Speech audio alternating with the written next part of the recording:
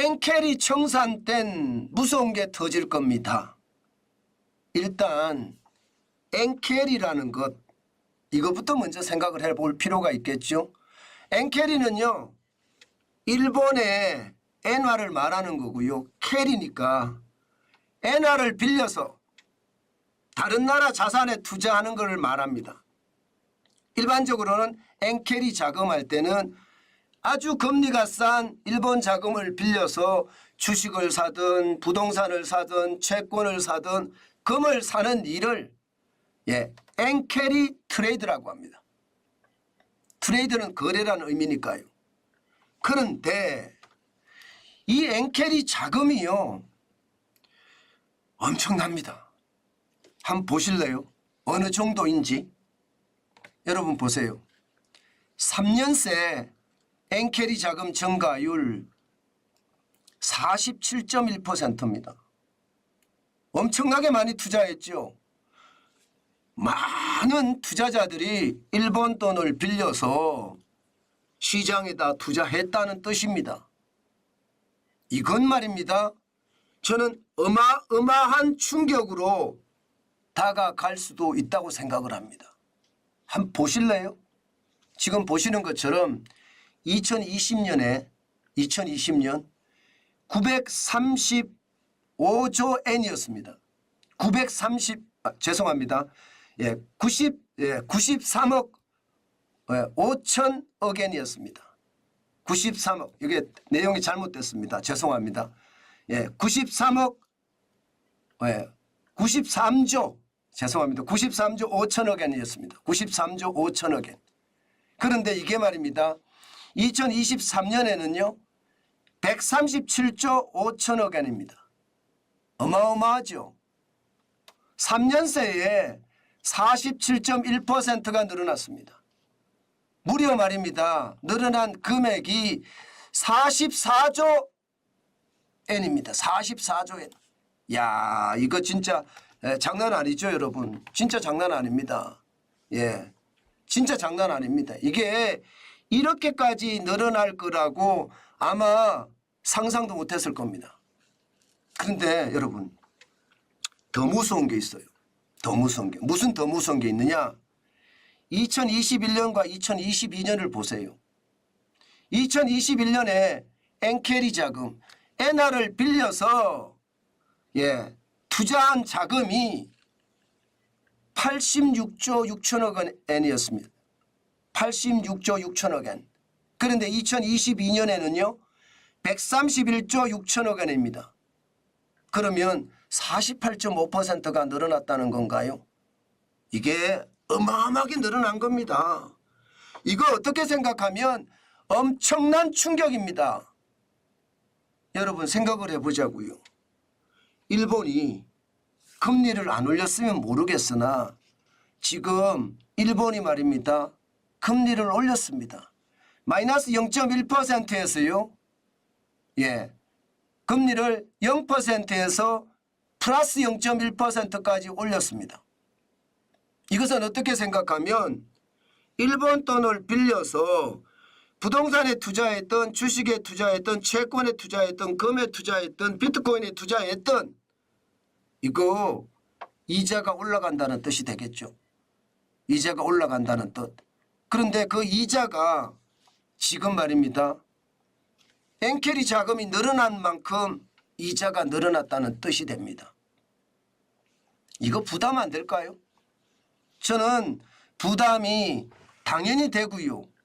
엔캐리 자금이 갑자기 청산을 하잖아요. 그러면 저는 어마어마한 문제를 야기시킨다고 생각을 합니다. 어마어마한 문제를 야기시킨다고 생각을 해요. 금액이 적지 않거든요. 지금 2023년 경우 보자고요. 우리 돈으로입니다. 우리 돈으로 1223조 7,500억 원입니다. 결코 적은 자금이 아닙니다. 이게 미국 시장에서 빠져나오든 신흥시장에서 빠져나오든 유럽시장에서 빠져나오든 이것은 분명히 말입니다. 큰 충격이 된다는 뜻입니다. 문제는 여러분 여기서 끝나지 않아요. 여기서 끝났으면 다행이겠는데 안 끝납니다. 왜냐하면 미국은 금리를 내리거든요. 유럽도 금리를 내립니다. 한국도 금리를 내립니다. 반면에 일본은 금리를 올립니다. 그러면 일본과 미국의 금리 격차가 줄어들겠죠. 일본과 유럽의 금리 격차도 줄어들고요. 일본과 한국의 금리 격차도 줄어듭니다. 금리 격차가 줄어들면 줄어들수록 말입니다. 엔화는 점점 강세로 가고요.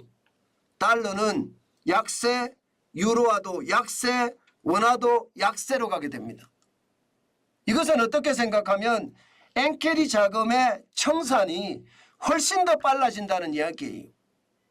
훨씬 더. 여기서 더 큰 문제가 하나 더 있습니다. 더 큰 문제가. 무슨 더 큰 문제가 있느냐? 금리를 여기서 올리는 것이 중단하는 게 아닙니다. 지금 전문가들에 의하면 일본은요. 일정대로 금리를 조금 올려간다고 합니다. 일본의 부채가 어마무시하게 많아도 경제가 잘 돌아가기 때문에 이겨낸다는 뜻이에요. 그래서 2024년 12월에는 0.25%까지 올리고요. 올 연말까지죠. 내년 연말까지는 0.5%까지 올린다고 합니다. 과연 말입니다. 금리를 0%에서 0.1%로 올리고요. 이게 0.2% 올리고요. 0.5%까지 올렸을 때 괜찮을까요? 저는 이게 월스트리트 저널에서 이야기했던 것처럼 갑작스러운 쓰나미가 닥치는 것이 아니라 서서히 늦지만 서서히 쓰나미가 와서 저는 세계 경제를 골병들게 만들 수도 있다고 생각을 합니다. 그것이 말입니다. 시장에는요. 당장은 아닐 수가 있겠지만 점점 더 충격이 된다는 것. 이게 무서운 겁니다. 저는 이 무서운 것이 터졌을 때는요. 세계 경제 전체가 최악의 상황을 맞을 수도 있습니다. 물론 갑자기 이게 엔캐리 자금을 청산한다든가 그렇지는 않을 겁니다. 그러나 금리가 계속 올라가고요. 엔캐리 자금을 빌린 그 금액이 높아지면서 이자에 대한 부담이 많아지고 그러면 엔캐리 자금의 청산도 빨라진다. 그러면 청산이 빨라지면 질수록 선진국 시장도 신흥국 시장도 엔캐리 자금이 빠지면서 경기가 침체할 수도 있고요. 좀 급하게 엔캐리 자금이 빠지면 전체가 대공황으로도 저는 발전될 수 있다고 봅니다. 그만큼 말입니다. 엔캐리 자금의 청산은 굉장히 저는 무섭다. 저는 그렇게 생각합니다. 이게 말입니다. 단순하게 절대 볼 일이 아닙니다. 단순하게. 금액이 적지 않은 금액이기 때문에 요즘 같은 시기에 엔캐리 자금의 청산이 온다는 것은요. 그만큼 말입니다. 시장에 충격을 주기에 충분하다 이렇게 생각을 합니다. 문제는 자 우리나라에 그럼 얼마나 될까요? 우리나라에도 엔캐리 자금이 많을까요? 와타나베 부인들이 많이 들어와 있을까요? 우리나라에도 역시 엔캐리 자금은 들어와 있습니다. 물론 말입니다. 우리 금리 자체가 3.5%니까 미국의 5.5%나 유럽의 4.5%보다는 낮습니다. 그렇기 때문에 거기보다는 덜 들어와 있겠지만 그래도 엔캐리 자금이 들어와 있습니다. 그러다 보니까 여러분 미국 시장의 주가가 쭉쭉쭉쭉 올라가도 한국 시장의 주가 어제 떨어졌습니다. 이것은 말입니다. 엔캐리 자금이 영향을 미칠 수 있다고 보는 겁니다. 사실 우리나라에 있는 외국인 투자자들 그죠? 우리나라에 있는 한국 투자자들 이분들 입장에서는 엔화 빌려다가 투자해서 수익 내서 일본에 뭐 기본적으로 이자 주고도 남잖아요. 2배 이익 아닙니까? 원화를 대출하는 거나 달러를 대출하는 거나 유로화를 대출하는 것보다. 그러니까 엔캐리 자금이 굉장히 빨리 많아지는 겁니다. 우리나라면 그런 게 아닐 거니까. 우리는 기준금리가 3.5%라. 유럽은 4.5%, 미국은 5.5%. 그럼 미국이 가장 좋겠죠. 지금 아마 그런 이야기가 많이 나오고요. 게다가 여러분도 잘 아시지만 지금 투자자들의 유행이 뭐였냐면 엔화로요. 미국 국채를 사는 게 유행이었단 말입니다. 그러면 엔화는 엔화대로 올라갈 거고 미국 국채는 가격이 지금 많이 떨어져 있으니까 이것도 올라갈 거다. 이러면서 많이 샀거든요. 저는 그런 자금들의 부담감이 분명히 있을 거라고 생각을 하고요. 지금은 아니지만 앞으로 천천히 지금도 서서히 이게 엔캐리 자금의 청산이 있지 않을까 저는 그렇게 생각을 하고요. 항상 준비된 자세가 꼭 필요하다는 말씀 올립니다. 제가 엔캐리 자금의 지금 이 지표를 보면서 2020년에 93조 5천억엔 반드시 봐야 됩니다. 그리고 2023년에 137조 5천억엔 3년 사이에 47% 늘어났다는 게 중요하고요. 일본 외국은행의 일본 지점이 본국에 송금한 금액이거든. 이건 정확합니다. 거의. 그만큼 말입니다. 엔캐리 자금이 전 세계에 투자됐다는 거고요. 와타나베 부인이 가져간 것은 또 다른 문제입니다. 그러니까 엔캐리 자금이 얼마인지 정확히 파악도 아마 안 될 수도 있을 겁니다. 와타나베 부인이 돌아다니면서 전 세계에 금도 사고 원도 사고 빌딩도 사고 주식도 사고 이랬을 거 아닙니까? 이거 장난 아니거든요. 외국은행 일본 지점만 본점 송금액이 우리 돈으로 하면 1225조 7,500억 원이잖아요. 이게 말입니다. 전체로 다 따졌을 때는 그 금액이 굉장히 크다. 저는 그렇게 생각을 하고요. 그 크다는 시장의 분위기는 굉장히 달라질 겁니다. 저는 여러분 항상 말입니다.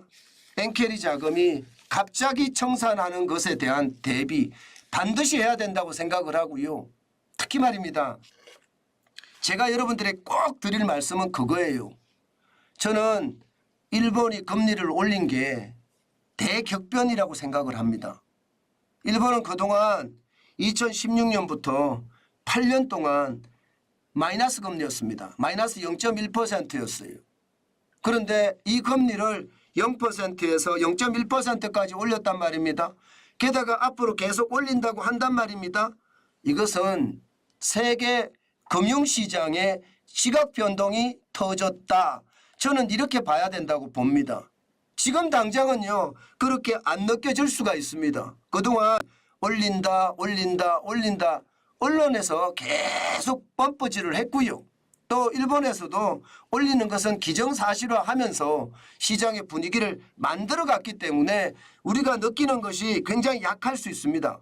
그런데 잘 생각을 해보면 이게 항상 제가 말씀을 드려요. 상식으로 생각을 해보자. 상식으로 내려와 생각을 해보자. 그러면 8년 동안 마이너스 금리가 어느 날 플러스 금리가 되고 앞으로도 더 올린데 이렇게까지 나오면요. 세계 금융시장의 지각 변동은 당연히 있는 거고요. 그 금융시장의 지각 변동에서 우리는요. 반드시 시시각각 움직임을 파악해야 됩니다. 이거 자칫 잘못 파악했다가는요. 저는 더 큰 위기를 맞을 수도 있다는 것 반드시 생각을 해야 되고요. 지금 현재까지야 0.1% 올랐고 0.2% 최대 오르잖아요. 이 정도는 감당할 수 있다 이렇게 이야기는 해요. 감당할 수 있다. 그렇지만 진짜로 계속 감당할 수 있을지는 더 생각을 해봐야 되는 부분 저는 그렇게 강조합니다. 제가 무서운 게 터질 겁니다. 이렇게 말씀드린 게 이게 여러분 예상했던 것보다가 더 큰 충격이 올 수도 있으니 하나씩 대비하는 자세가 저는 그 어느 때보다 필요하다. 저는 그렇게 봅니다. 그만큼 말입니다. 여러분 일본의 금리 인상은요. 단순하게 이웃나라가 금리 인상했다. 이렇게 단순하게 접근할 문제는 분명히 아니라고 생각을 하고요. 저는 그것이 말입니다. 결국 우리 시장 전체에도 큰 영향을 미칠 수 있다는 것 저는 반드시 생각을 해봐야 되는 점이다. 그 말씀 말입니다. 제가 진짜 강조합니다. 단순하게 절대로 접근해서는 지금은 안 된다. 그 말씀을 진짜 강조합니다. 시장이라는 게 계속 변하는 건 맞아요. 근데 그 변화의 속도가 무섭다는 것도 반드시 기억을 해야 된다. 그렇게 말씀 올리겠습니다.